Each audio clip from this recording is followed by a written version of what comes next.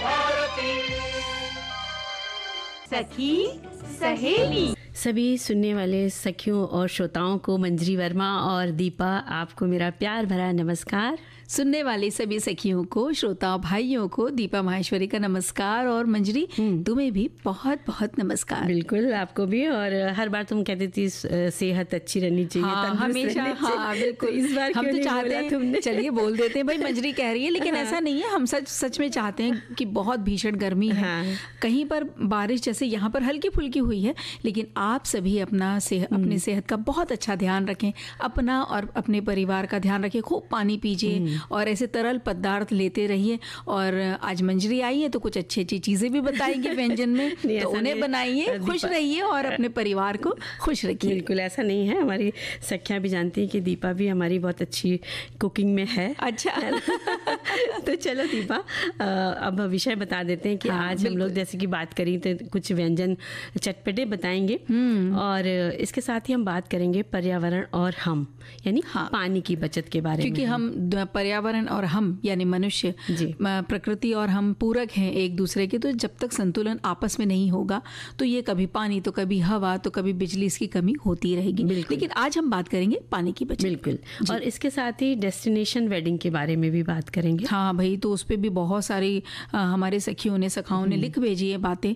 तो कहीं पे विचार मिलेंगे, कहीं पे शायद ना मिले, लेकिन देखते हैं कैसी क्या बात आगे। उसमें भी मजा आता है, उसमें भी बहुत मजा है ना। बिल्कुल। तो देखो, आज एक खास दिवस है, विश्व बाल श्रम निषेध दिवस। तो इसके बारे में भी हम बात करेंगे कि प्रतिवर्ष 12 जून को पूरे विश्व में जितने भी बाल श्रमिक हैं उनके बाल मजदूरी के विरोध में ये दिन मनाया जाता है। और हमारे यहाँ भी अच्छी खासी इनकी संख्या होती है।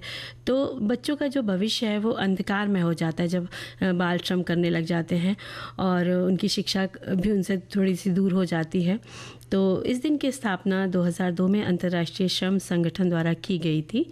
और होता क्या है दीपा, जब आर्थिक तंगी के चलते परिवार में जब वो दिक्कत होती है तो वो लोग अपने बच्चों को छोटे छोटे काम करने के लिए मजबूर करते हैं। कहीं पे बच्चों को करना पड़ता है, कहीं पर कुछ ऐसा हो जाता है ना मजबूरी के चलते उन्हें करना मजबूरी आ जाती है। कहीं पर माता पिता करने लायक नहीं रहते तो भी बचपन में करना पड़ जाता है। और या बहुत ज़्यादा शिक्षा नहीं ले पाते और कहीं गलत रास्ते पे अगर चले जाते हैं तब भी वो इस तरह की चीज़ों में आ जाते हैं। और उससे क्या होता है कि उनका एक तो शिक्षा का रास्ता भी बंद हो जाता है ना, और शारीरिक विकास में भी अवरुद्ध हो जाता है। कई तरह की उनको बीमारियां भी लग जाती हैं और बहुत सारी चीज़ें उनकी कटौती हो जाती है। उन्हें उतना पोषण युक्त आहार भी नहीं मिल पाता है। हाँ, ये बात तो बिल्कुल सही है। लेकिन जैसे बात हम जो कर रहे हैं कि श्रम निषेध दिवस, तो हमारी एक श्रोता है वो लिख रहे हैं कि वैसे श्रम तो हर एक के लिए, स्वास्थ्य जीवन के लिए बहुत आवश्यक है श्रम करना, लेकिन फिर इस क्रम में अर्धकरी विद्या भी कहा जाता है। लोग अपने अर्थोपार्जन करते हुए करियर के लिए सचेत रहते हुए पढ़ते भी हैं, लेकिन श्रम की अधिकता वह भी बाल उम्र में कानून में भी अवैध है। तो इस दृष्टिकोण से लोगों में जागरूकता के लिए आज का ये वैश्विक दिवस हम मनाते हैं कि भाई मेहनत करना तो सभी को है, अपने लिए, अपने घर के लिए। सही उम्र में अगर मेहनत करते हैं, पढ़ लिख कर करते हैं तो उसका फर्क भविष्य पर दूसरा पड़ता है। और इसी तरह देखिए और भी लिखा है कि इसके बारे में लिखा है कि अंतर्राष्ट्रीय श्रम संगठन द्वारा 2002 में शुरू किया था और इसका उद्देश्य उन्होंने लिखा है कि संदेश में जागरूकता बढ़ाना, बाल श्रम के हानिकारक प्रभावों के बारे में जागरूकता फैलाना, कार्रवाई को प्रोत्साहित करना, यानी सरकारों, संगठनों और व्यक्तियों को बाल श्रम के खिलाफ ठोस कदम उठाने के लिए प्रेरित करना है जी। और अगला उद्देश्य है कि बच्चों के अधिकारों की सुरक्षा, यानी ये सुनिश्चित करना है कि बच्चों को शिक्षा, स्वास्थ्य और सुरक्षित वातावरण मिले। ये बहुत जरूरी है। तो ये तो उद्देश्य हो गए। जैसे जागरूकता बढ़ाना, तो भाई पता होना चाहिए कि क्या प्रभाव इसके हो सकते हैं। अब माता पिता को पता ही नहीं होगा कि छोटी उम्र में काम कराने से बच्चे में कितनी कमजोरियां आ सकती है, या वो भटक सकता है अपने जीवन के रास्ते में, या वो आगे उसका सफलता ना मिलेगी या प्रगति ही नहीं हो पाएगी। तो इस तरह से पता ही नहीं होता है माँ बाप को, वो खुद भी क्योंकि बचपन से लगे हुए हैं तो वो भी उधर ही बढ़ा देते हैं। फिर ये है कि भाई ये कैसे पता चले लोगों को कि भाई ये दिवस है, तो इसलिए अलग अलग सरकारी संगठन, जैसे अभी तुमने बताया ना कि अलग अलग जगह पर कार्यक्रम भी होते हैं और ठोस कदम भी उठाते हैं। फिर बच्चों के अधिकारों की सुरक्षा करना सिर्फ जो छोटे बच्चों के माता पिता हैं वो ही नहीं, हम सबकी ये जिम्मेदारी बनती है। अगर हम अपने घर में या अपने आसपास में भी देखते हैं ना कि कहीं छोटे बच्चों को संभालने के लिए छोटी सी लड़की या लड़का होता है, लगा दिया जाता है 13 साल के 12 साल के बच्चों को। अब वो खुद ही बच्चा है, वो क्या छोटे से 1 साल के बच्चे को या 2 साल के बच्चे को संभालेगा। ऐसे में हम डर जाते हैं कि अरे हमारे पड़ोसी के घर पे है तो हम क्या करें। लेकिन जिन्होंने लगाया है हम उनसे ये बात कर सकते हैं, उनसे पूछ सकते हैं, उन्हें बता सकते हैं कि आप जो कर रहे हैं गलत कर रहे हैं। बिल्कुल, वो खुद अपने मर्जी से वो बच्चा आया है या आपने लगाया है। तो इस तरह से हमें एक मतलब जागरूक निजी तौर पर हम इस तरह से जागरूक रह सकते हैं, अपने आसपास नजर रख सकते हैं। बिल्कुल। एक संदेश में लिखते हैं कि जो आज का दिवस है जिसका मकसद है बच्चों को मजदूरी से हटाकर शिक्षा के लिए प्रेरित करना। जाहिर तौर पर इसके पीछे गरीबी सबसे बड़ी वजह है, जिसके चलते बच्चों को कम उम्र में ही काम में लगाया जाता है, जो कि उनके विकास में सबसे बड़ी बाधा डालता है। ऐसे में इसी बचपन को बचाने के लिहाज से इस दिन को मनाया जाता है। और इस दिन के लिए बशीर बद्र साहब का एक शेर इन्होंने लिखा है कि परिंदों को उड़ने दो शौक हवा में, लौट के फिर बचपन के ज़माने नहीं आते। क्या बात। तो ये बच्चों के लिए संदेश भी है कि कहीं कोई तुमसे मीठी बातें करके कहीं ले न जाए, क्योंकि ये किसी भी पढ़े सुने हैं, अखबारों में भी पढ़े हैं कि छोटे बच्चों को बहला फुसला के ले लिया जाता है, फिर उनको ट्रैफिक सिग्नल पे काम करवा लेते हैं। या वो जो लाख की चूड़ियां बनती है ना उस कारखानों में पड़ा था ऐसा कि हाँ बहुत सारी इसी जगह पर छोटे व्यवसाय कह लो जो कहते हैं। हाँ, सिर्फ हम ये नहीं कह सकते कि घर की आर्थिक तंगी के कारण उनमें ही लगा देते हैं बच्चों को, जो कि गलत है। अक्सर हम जाते हैं पेट्रोल पंप पर पेट्रोल भराने तो देखते ही हैं कि छोटे छोटे बच्चे कुछ कुछ चीजें बेच रहे होते हैं। हाँ, वो सब देख के बड़ा लगता है कि नहीं, इनको ये चीज नहीं करनी चाहिए। और इनको जो एक मूल अधिकार है वो जो एक जीने का हाँ वो उनके पास भी होना चाहिए, शिक्षा का होना चाहिए और उनके सर पर भी छत होनी चाहिए। और इसी बात को लेके देखो हर साल इस दिवस यानी विश्व बाल श्रम दिवस के लिए थीम रखते हैं मंजरी। तो इस वर्ष का थीम है आइए अपनी प्रतिबद्धताओं पर काम करें, बाल श्रम को समाप्त करें। तो इंग्लिश में है let's work on our commitments, eliminate child labour. तो ये थीम तय की गई है और इसका उद्देश्य है बाल श्रम को ख़त्म करने के प्रयास पर प्रकाश डालना। तो हम भी कुछ ना कुछ इसका प्रयास अवश्य कर सकते हैं। और देखिए बढ़ चढ़ के हमारे सभी सारे बात आती है। तो देखो एक संदेश हम उठा लेते हैं, पढ़ लेते हैं कि ये लिखते हैं कि विश्व बाल श्रम दिवस बाल मजदूरी के गंभीर मुद्दों पर जागरूकता बढ़ाने का अवसर है। बचपन खेलने और सीखने का समय है, ना कि कारखानों में काम करने का। ये दिवस हमें बाल श्रम को रोकने और बच्चों के अधिकारों की रक्षा करने के लिए प्रेरित करता है। शिक्षा और सुरक्षित वातावरण हर बच्चे का जन्म सिद्ध अधिकार होता है। आइए मिलकर बाल मजदूरी को हटाएं और बच्चों का भविष्य उज्जवल बनाएं। कितनी प्यारी सी बात बिल्कुल कि उनका जन्म सिद्ध अधिकार है शिक्षित होना, सुरक्षित रहना। बिल्कुल। और यही बात हमारे एक और श्रोता कहते हैं कि उनका भविष्य पर दुष्प्रभाव पड़ सकता है। वैसे श्रम तो हर एक के लिए स्वस्थ जीवन के लिए अति आवश्यक है। फिर भी अगर अपने आर्थिक अर्जन के लिए करते हुए अगर आप पढ़ते हुए आगे के लिए करते हैं तब तो ठीक है, लेकिन छोटी उम्र में अगर कराते हैं तो वो गलत बात होगी। बिल्कुल सही बात। और इसी तरह दीपा एक संदेश में और लिखा है कि बाल श्रम लगातार एक गंभीर समस्या बनता जा रहा है, जिसके कारण बच्चों का बचपन गर्त में जा रहा है और उनको अपना अधिकार नहीं मिल पा रहा है।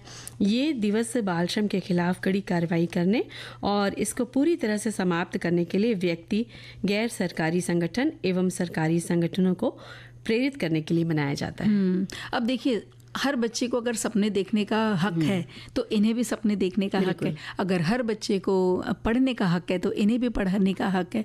तो हम अपनी तरफ से जो कोशिश कर सकते हैं, कहीं उनके छोटे से सपने को ही पूरा करने की कोशिश क्यों ना कर दें, या उसकी शिक्षा का कुछ ऐसा प्रबंधन कर दें कि भाई उसको पढ़ता भी रहे, वो कहीं पे अगर काम कर रहा है नहीं हट सकता तो वो पढ़ता रहे, ताकि वो शिक्षित हो करके हाँ बहुत से और अच्छी नौकरी पा सके। अपने बहुत से लोगों को देखा है कि वो जा करके उन बच्चों के घरों के आसपास जा करके उन बच्चों को इकट्ठा करते हैं और थोड़ी सी शिक्षा वो लोग उन बच्चों को देते हैं। तो ऐसा भी कर रहे हैं बहुत सारे संगठन है जहाँ पर वो लोग बताते हैं कि भाई ये काम करना आपके लिए गलत है, आप पढ़ाई करिए। बच्चों को समझाया जाता है, उनको खेल कूद में लगाया जाता है, या कुछ इस तरह की कलाएं सिखाई जाती हैं, स्किल जिसको कहते हैं, स्किल बेस्ड जो लर्निंग कहते हैं, इस तरह की, ताकि वो आगे चल के उसी में ही कुछ अपना एक अच्छा काम कर सकें और अपने भविष्य को उज्जवल बना सकें। बिल्कुल।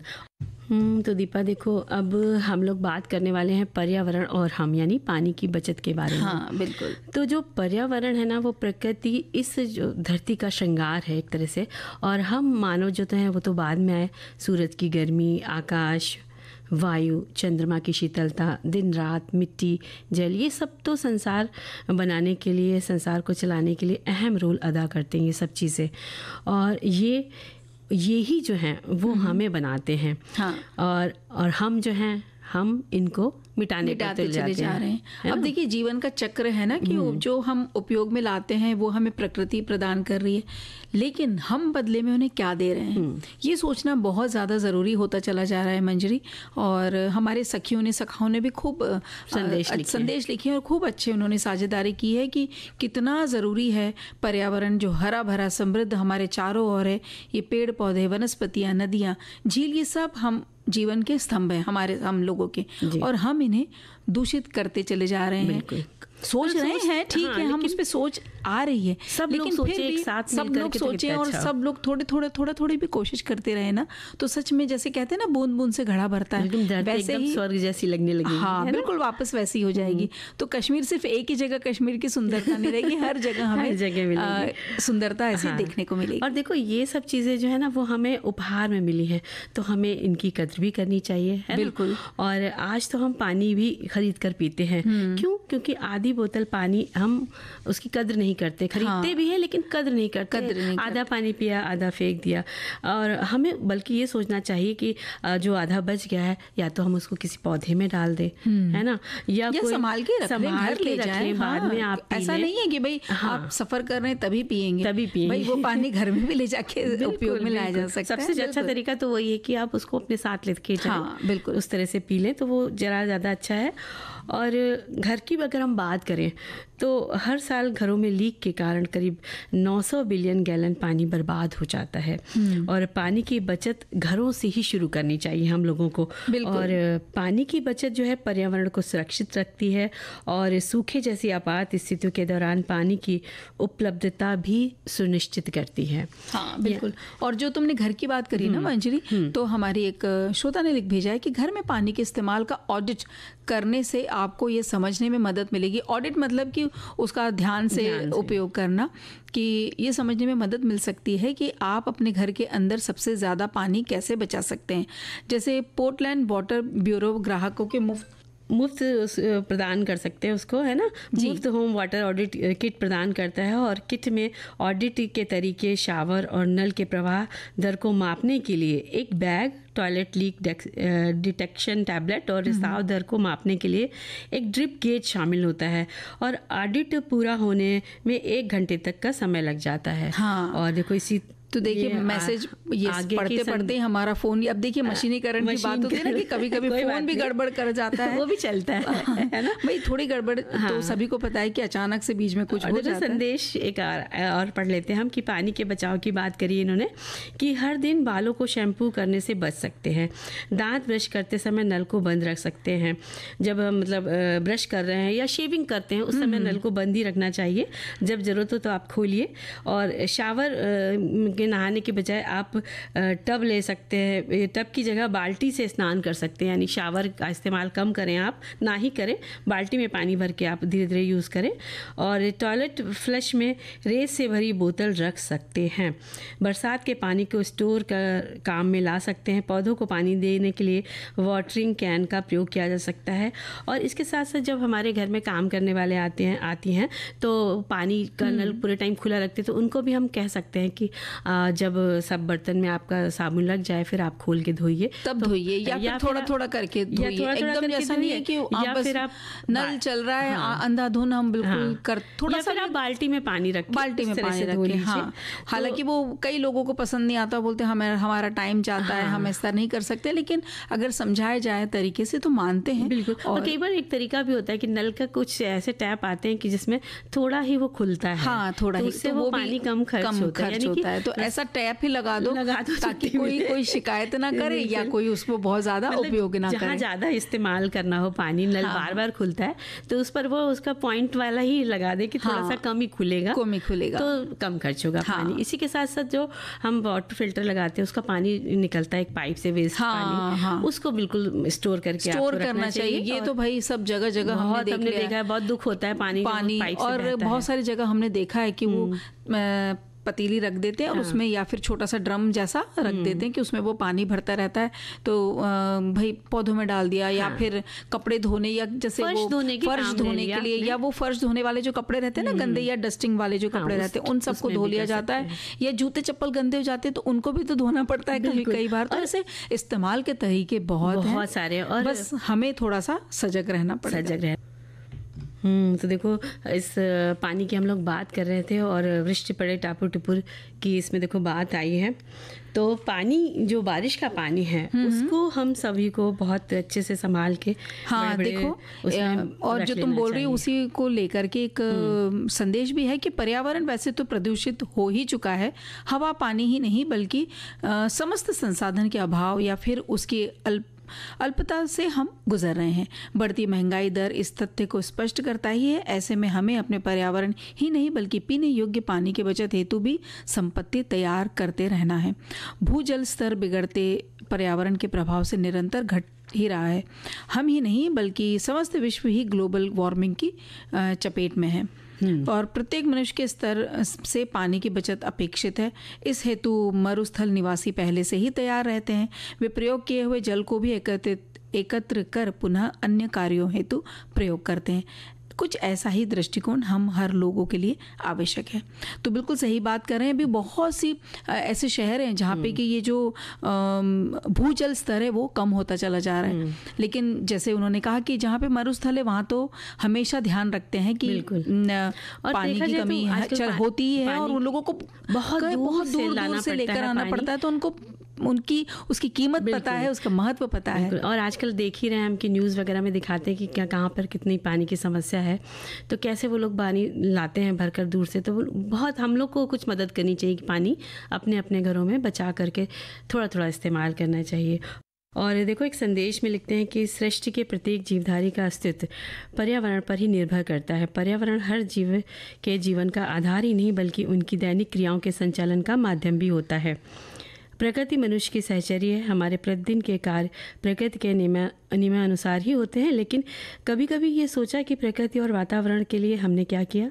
आज की इस डिजिटल दुनिया में जहाँ बहुत से लोगों का जीवन बंद कमरों में ही बीत जाता है, अगर मोबाइल की दुनिया से बाहर निकलकर सुबह शाम के कुछ मिनट पर्यावरण की सुरक्षा के लिए दिए जाएं, तो आप स्वतः ही प्रकृति के सानिध्य में पहुँच जाएंगे, जिससे मन को एक ऐसा सुकून मिलेगा जिसकी आप कल्पना नहीं कर सकते हैं। वाकई बहुत ही बढ़िया बात इन्होंने संदेश के माध्यम से सब तक पहुंचाई है। बिल्कुल। और देखो ना, जैसे कि अभी बहुत हो भी रहा है कि नदियों को, खाड़ियों को अलग अलग तकनीक से साफ किया जा रहा है और पर्यावरण स्वस्थ बनाने की कोशिश कर रहे हैं।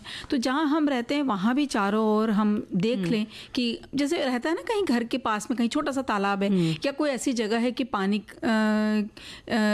का पॉन्ड जैसा कुछ जगह है, तो उसको साफ सुथरा रखने के लिए हमारी ही सोसाइटी या हमारी ही जगह हम जहाँ रहते हैं कुछ लोग मिलकर के उसकी साफ सफाई का ध्यान रखें, उसके आसपास पेड़ पौधे लगा दें और फिर वर्षा के समय जल संचय के तरीके के अपना लें। और पानी बचाने का देखिए मतलब यही है फिर कि बिजली की बचत हो, और जब बिजली की बचत होगी तो बिल में भी तो पैसों की बचत होगी। बिल्कुल, और बचत ही बचत है हर जगह। बिल्कुल। और देखो, जो पहले कुएं से पानी लाते थे तो उसमें भी एक श्रम होता था, हाँ, है ना, कितनी मेहनत करके वहाँ से पानी लाते थे, उसको बिल्कुल आराम से उसको इस्तेमाल करते थे। और इसके साथ साथ देखो, बच्चों को भी जब हम खुद बचत करेंगे पानी की, तो बच्चे भी हमारी बचत के महत्व को समझेंगे। और जैसे कभी आपको कपड़े धोने हैं तो एक साथ खूब सारे कपड़े हो जाएं आपके इकट्ठे, तब आप मशीन का इस्तेमाल करेंगे तो बहुत अच्छा रहेगा। थोड़े थोड़े कपड़े तो आप हाथ से धो लीजिए, तो पानी बहुत आपका बचेगा। और जैसे गर्मियों में कूलर में पानी भरते हैं और भूल जाते हैं कई बार लोग कि नल से पानी बहता जा रहा है, बस वो पाइप लगा देते हैं और फिर भूल ही जाते हैं कि पानी उसमें भरता जा रहा है।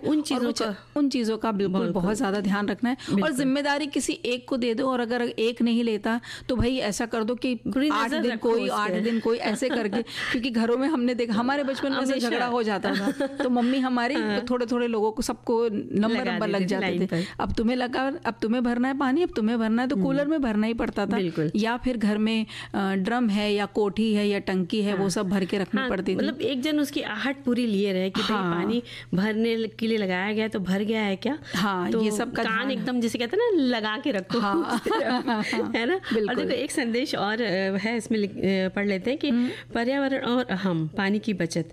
पर्यावरण तो वैसे ही प्रदूषित हो चुका है, हवा पानी की नहीं अपितु प्राय समस्त संसाधन के अभाव या फिर उसकी अल्पता से हम गुजर रहे हैं। बढ़ती महंगाई दर इस तथ्य को स्पष्ट करती है।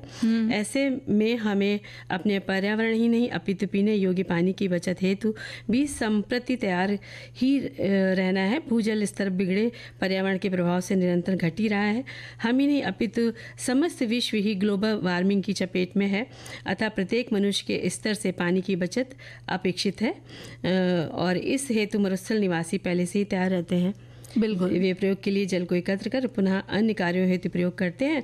और कुछ ऐसा ही दृष्टिकोण हम हर लोग के लिए आवश्यक है, ताकि आने वाली पीढ़ियों में जल का अकाल नहीं होने पाए। बिल्कुल। तो फिर जल कैसे बचाना है, कैसे उसका ध्यान रखना है, और इसकी समझ और इसके महत्व को अपने घर के छोटे बच्चों को शुरू से ही बताएंगे ना, तो वो बिल्कुल ध्यान रखेंगे, ताकि आने वाला जो जीवन है, जो अब हमारे बाद जो आएंगे, उन्हें कभी ये दिक्कत ना देखना पड़े, वो पानी के लिए तरसे ना। इसलिए बहुत ज़्यादा ज़रूरी है मंजरी कि आज से हम पानी की एक एक बूंद का ख्याल रखें। और घर में इस बात के लिए अगर आप बार बार एक अच्छी कहते हैं ना कि बातों को करें, खाने के टेबल पे इस तरह की बात करें, या बच्चों से पूछें या बताएं हमने क्या आज किया पानी बचाने के लिए, या बच्चों से पूछे कि आपने क्या किया। बात तुमने कही। हाँ, कि भाई आप जब हम बोलते हैं ना कि बच्चों को टीवी से हटाना है या मोबाइल से हटाना है, तो कुछ अच्छे बातें, कुछ अच्छे विषय तो निकालने पड़ेंगे उनसे। सही बात है, उनको बिजी तभी तो तभी उनका ध्यान जब अच्छी बातों पे आएगा तो वो उनका भविष्य भी अच्छा और सुंदर संवरेगा।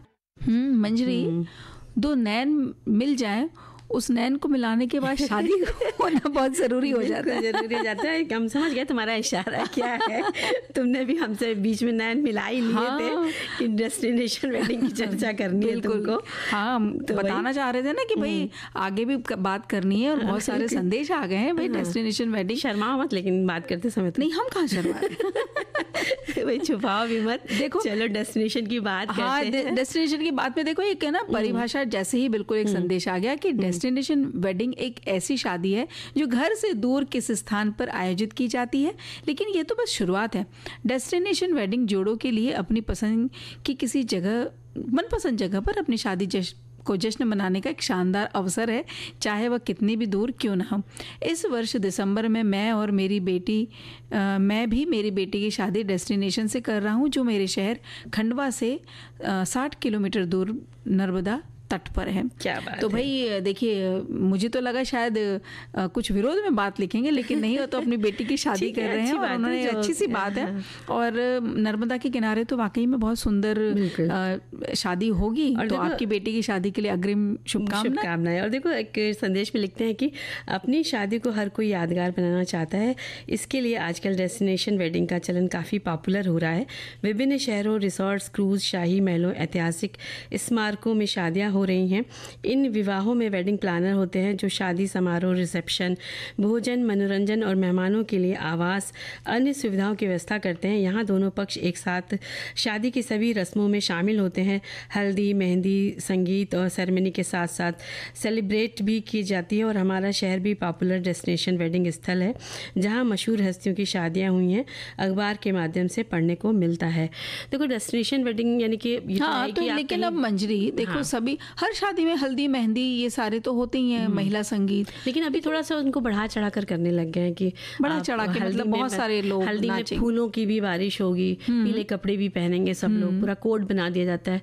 तो देखो जिनके पास है तो उनके लिए तो कोई दिक्कत नहीं, वो शादियाँ आराम से कर सकते हैं। लेकिन बहुत जगहों पे दिक्कत होती है कि भाई अब एकदम से पीला कपड़ा पहनना है तो वो भी उसके लिए भागे जा रहे हैं बाजार लेने के लिए। कोई जरूरी नहीं है ऐसा, बिल्कुल कोई जरूरी नहीं कि भाई अपनी सुविधा के यानी कि थीम बना देते हैं, कलर थीम। तो भाई कहीं पे कलर थीम है, अगर आपके पास नहीं है तो कोई जरूरी थोड़ी आप उस कलर की कपड़े पहने। डेस्टिनेशन वेडिंग में जैसे कि हम अपने शहर में या हमारे भारत में बहुत सारे सुरम्य स्थल हैं कि हम वहाँ पर भी जाकर शादियाँ कर सकते हैं, जिससे कि हम जो भी खर्चा करते हैं वो हमारे देश में ही रहता है और हमारे आसपास के जितने भी जहाँ से हम सामग्री खरीदते हैं उनको ही पास धन जाता है।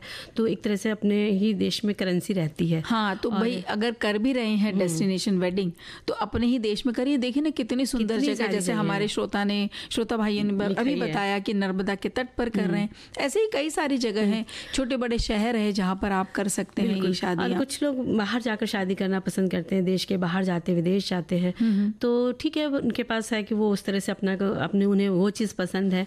लेकिन मुझे लगता है कि हमारे शहर में रहकर शादी करें तो ज़्यादा एंजॉय करेंगे सभी लोग और उनको मज़ा भी आएगा और मेहमान भी खूब एंजॉय करते हैं ऐसी शादियों में, बिल्कुल, है ना, जहाँ पर जाते हैं। और इसी तरह से कुछ ये भी संदेश आए हैं कि आजकल ये डेस्टिनेशन वेडिंग को पार्टी प्लॉट भी कहा जाता है, जो आम लोगों के बस की बात नहीं है क्योंकि बहुत खर्चीला होता है। तो भाई बात तो सही है, अगर आप डेस्टिनेशन मतलब कि घर से दूर कर रहे हैं तो वहाँ तक जो शहर में रह रहे हैं हर एक के बस की तो बात नहीं है। अगर चलिए जैसे 60 किलोमीटर दूर हुआ तो वहाँ तक तो कोई कैसे भी पहुँच लेगा, लेकिन अगर बिल्कुल ही दूसरे शहर में है तो वहाँ जाना थोड़ा कठिन है। कोई जा सकता है, कोई नहीं जा सकता। और कई सारे डेस्टिनेशन वेडिंग में ऐसा भी होता है कि बस कुछ सीमित लोगों को ही बुलाते हैं, जैसे 50 लोगों के बीच ही हुआ या 100 लोगों को ही आमंत्रण दिया, तो इस तरह से भी होता है। और कहीं कहीं पर ये रहता है कि जैसे कि अब भाई आपके पास है इतनी सुविधा कि आप ज़्यादा लोगों को बुलाइए,